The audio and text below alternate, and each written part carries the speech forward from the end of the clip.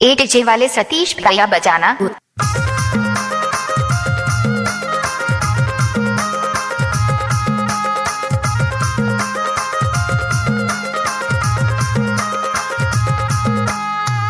नाच ना वो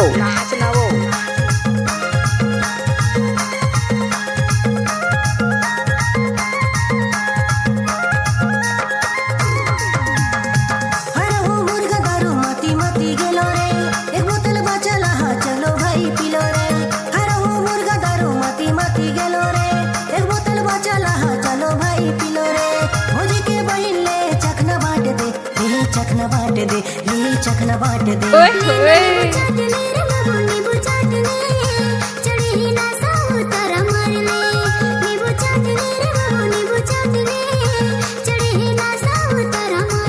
दादा रे मुर्गा दारू माती माती गेलो रे, एक बोतल मा चला हा चलो भाई पिलो रे।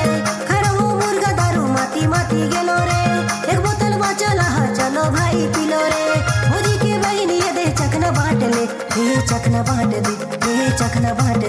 ले नाई मिली चाट ले रे बाबू लकड़ा चाट ले, बातें हंस पी के उतर मार ले। नींबू चाट ले रे बाबू लकड़ा चाट ले, बातें हंस पी के उतर मार ले।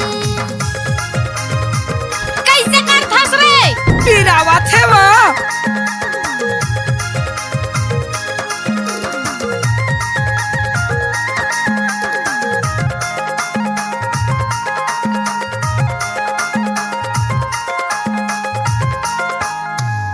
जो भी गाना मिक्स करके डालना है तो ये डीजे सतीश कुमार का बाया हाथ का खेल है।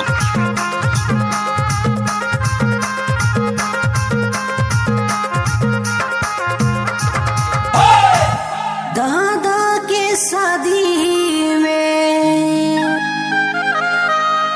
मैं आए हो बराती, पी के मैं टून हो मैं टूरा हो डिहाती। क्या नींबू चाट ले रे तेरा नींबू चाट ले, चढ़े ही ना साव तारा मार ले। नींबू चाट ले रे तेरा नींबू चाट ले, चढ़े ही ना साव तारा मार ले।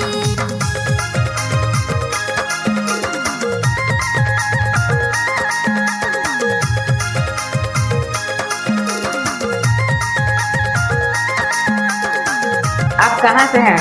डीजे सतीश कुमार मराठी टिकराचनी स्कूल टोला वाले।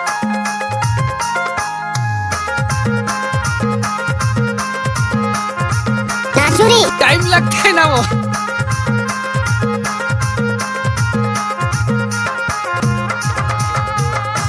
बड़ा नीक लागे रे संगी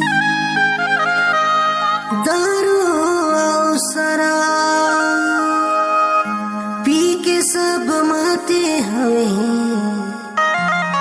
अच्छा छूट करे है हमार सरकार।